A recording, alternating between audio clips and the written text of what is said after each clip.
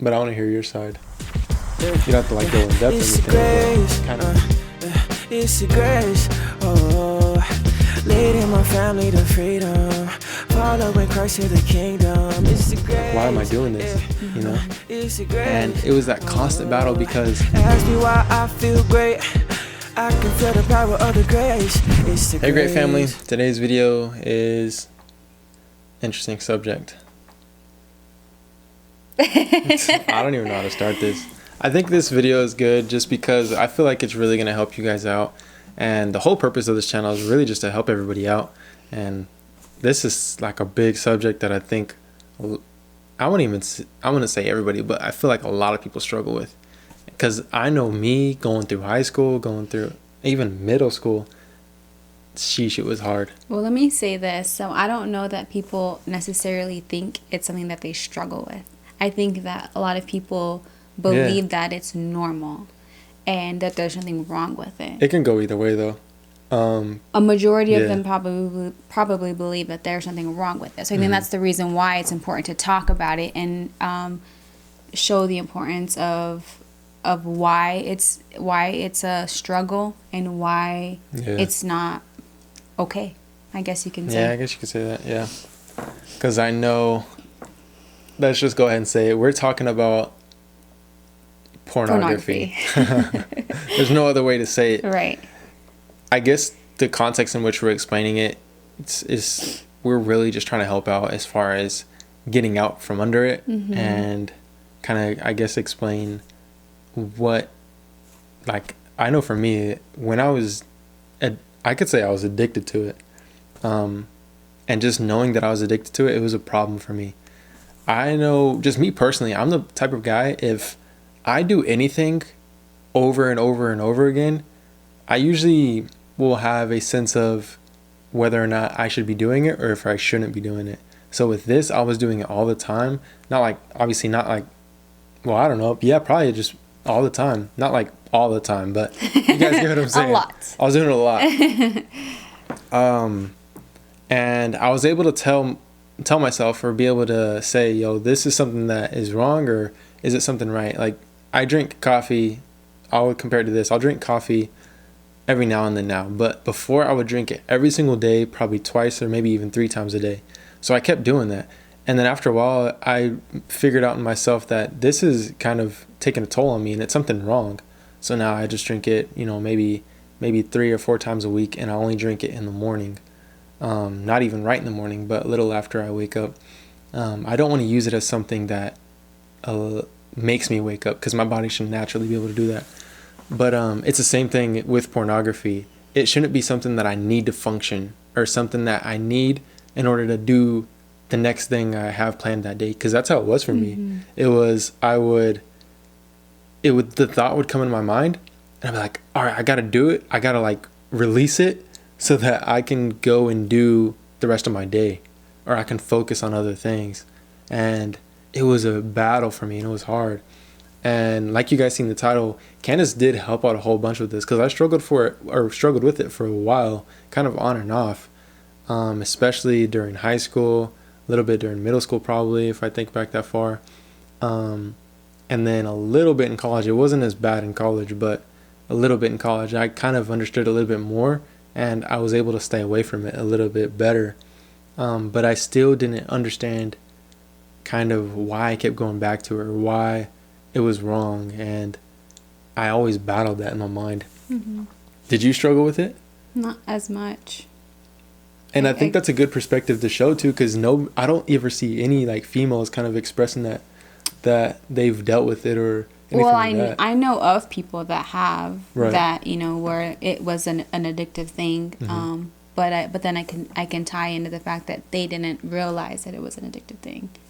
Like for me, it's like it was nothing that I was ever addicted to. Did I watch it sometimes? Yeah, but it was never a need for me. And I know for me, it was kind of one of those things where once you have a taste, even like with anything else, once you have a taste of it or you try it once, sheesh, it'll lock you in. And that's how it was for me. And it was just, I don't really know how to explain it, why I connected to it, but it really was something that I struggled with. And I mean, it could be being exposed to, an intimate relationship at such a young age, of being, I think I was 15 years old. That definitely most likely had an effect on it, and it kind of created a need inside of me, or a drive to want to look at this stuff. And it really ruled a lot of my younger days, especially, in the later, the later hours of the day, my nighttime. It was like messing with that, and it just affected a lot of my life. But I want to hear your perspective as far as just anything you have towards it, because I know I've never really heard a female's perspective, and I've told you a little bit of mine before off camera, but I want to hear your side. You don't have to like go in depth or anything, but kind of just how it affected your life or anything like that. Well, I can say for me, it's like obviously I've in the past had watched pornography. And like I said, it was never a thing that I had been addicted to. I think for me, it changed my perspective of what intimacy looked like. So like I was obviously intimate, or I was intimate at a young age, and it didn't really tie into what I was seeing. So it was causing confusion, or caused me to feel like this is what I had to be like in order to be intimate with somebody. So I think it just perversed my vision, or my view of what intimacy with a partner looked like. Yeah, because you think it has to be extreme, or it has to be like, it has to look like this, and it's not looking like that. Yeah, and, that's and very it's true. like if I'm used to seeing a certain way, or seeing intimacy that way, that everything that I was doing was wrong, and I couldn't do it right, or I was never good enough, or anything like that. Like for me, it really just twisted my view of everything, and it caused me to self-reflect and say, look at me and be like, I'm not good enough. Well, I don't look like them, or type thing. So it caused me to be real. What's the word I'm looking for? Vulnerable? No. Or, what's it called? What's that word called? I see it, but it's not. See, I've gotten so used to not being insecure. Yeah, it caused me to be insecure with my body, with the way that I was intimate, and the way that I thought like everything was like, okay, my mind thinks this is how it's supposed to be, but everything else is telling me though that that's wrong, or my mind is wrong, or so it was basically just a clash of what I thought and what the world was thinking, or what the world showed me that I look like. And I feel like in my relationships, it really hindered my relationships a lot, and really just it controlled it, really, because if it didn't look like this, it's like I tried to mimic everything, or I tried to be this when it wasn't real, so it was not reality. So it was like I was trying to become something I wasn't. Because it'll not only affect, say you never had intimacy with an actual person before marriage, it'll affect your marriage going into it, regardless of the intimacy level.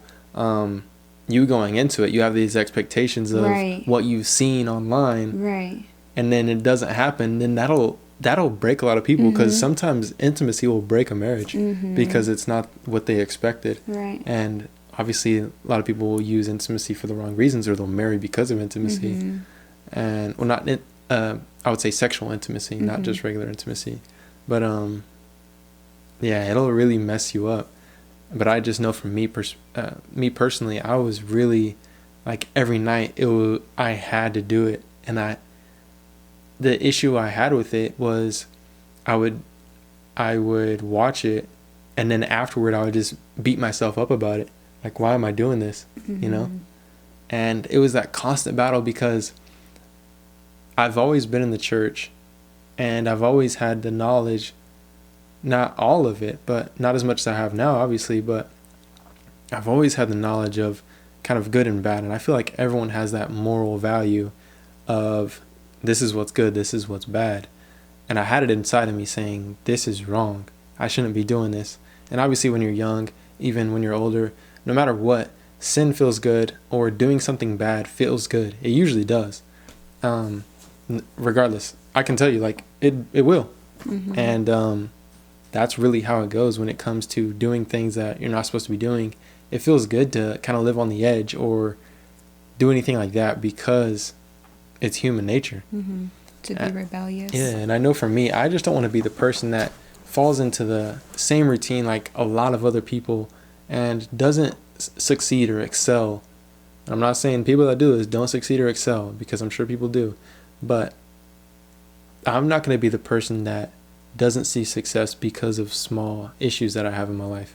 And these are things that I had to get rid of. And I know for me personally, my wife helped out a whole bunch, because not only is she filling that gap or that empty space or that void that I struggled with trying to figure out how to, let's face it, like once I was intimate when I was younger, there was a void and a need at that point. It was like a vacuum if it wasn't there. So with you being here, it's kind of a release at times, and that's really what it is. And it's good that you're not just that release, because other than being intimate with each other, then it would be hard to live together or be in a marriage. But being able to be married with you and enjoy life together and have intimacy, that's like the whole picture that I'm just so thankful for now. And that I look back and I say, being intimate, first off, if you just take off pornography, but being intimate at such a young age will really switch some things up and shift a whole lot of stuff. And I just know for me, it took a toll on me, and it put a lot of stress on me that was unnecessary at a young age. And it really was just a tug of war going back and forth. But yeah, I know, like I said, being married really, I would say, finalized it and said, you know what, I don't need it anymore whatsoever, because I struggled with it for years. I was like on and off for a long time. I was on it for a long time and be off of it for a while, be committed to it and then be committed not to it. It was like a back and forth thing, and it was I would say a mind battle. And the worst thing that I would say the thing that I got out of it most, and what really hurt me a lot, is that I was battling myself a lot, because I had self-doubts and I deceived myself a lot. I was like believing lies at all the time, and it was something that really, I would just say, hindered a lot of things when I was a little younger. And to be able to be here now, being married, have a son, and have a successful career and all these things, it pays off to be able to not have to do or watch pornography or do anything like that was really hindering my progress. Yeah, I can say for me too, like just for being in a marriage, it really helped me learn what intimacy was or is, and the realities of it, and know that because like you said, being intimate at a young age, and especially like being exposed to something as harsh as pornography, it changes your views on things. But coming into a marriage, you've showed me, or we've learned together what it is, and how to be intimate with each other. And you know, when you're married, it's like nothing is wrong, everything is right what we do. So it's like, I think that was the biggest thing, because it's like I'm no longer battling myself, I'm battling the things that the world is showing me that I'm not. And it's like everything that within a relationship, I'm good, I'm the whole package, so it really does. Being in a marriage really did help, or being married to you really did help me not be so insecure, and not be so focused on what everyone else is doing. And I'm just focused on us, you know. So I think, so I think that for me, it helped me a lot too, or being married and being in a relationship with someone who is open and vulnerable. That's a big thing too, being open about it. And I mean, it takes a lot just even be open about it to you guys. Because like we established this stuff and we've talked about it before, but we know that it's helped us so much with the knowledge that we have, and we really wanted to help you guys out. If it's something that you struggled with, or something that, whatever it is, whatever the subject is, we just wanted to help you guys out and tell you our story, if anything. Yeah. Because it was a huge part of my life, and it's crazy to say that, but is that free? Yeah. I think the biggest thing is, like, if anyone is dealing with any sort of addiction, whether it be pornography or drugs or whatever it is, there's a way out of it, and you know, you're not alone in Yeah, anything that that's a you big do. thing. I think a lot of people hold on to the things that they go through or struggle with, and it doesn't help anybody. So I think by being vulnerable, like we have, I guess you can call this, you know, a platform to be able to be speaking to tons of people at one time. So it's like we want to be able to use that and say, hey, this is what I struggle with, and you can see what our life is like now. And you might have not known we struggled with these things or dealt with these things, but knowing that we have, and knowing that we got through it and we're able to be outspoken about it, it's going to help you too. So yeah, I think that's the biggest thing is we're able to help other people. Yeah, for sure. And just be vulnerable so that you may be vulnerable with it too, and know and say, hey, you know, I have a problem. And yeah, and if you do, like, I'm gonna fix it. If I could go back, I would speak up about it and say, this is what I'm struggling with to somebody. Right. Because that helps out. Having accountability. Yeah. Is a big thing. Mm-hmm. But we do hope this video helped you guys out. That's the biggest thing we're trying to get out of this. And with every video we create, we want to, you know, just give you guys insight or help you guys out and tell you stories about ourselves that can really relate to you guys, because everything we've talked about is super relatable, and everybody deals with it. So there you go. Hopefully you enjoyed it. We'll see you guys in the next video. Bye. See you next time. Bye. We're still going to work on that outro.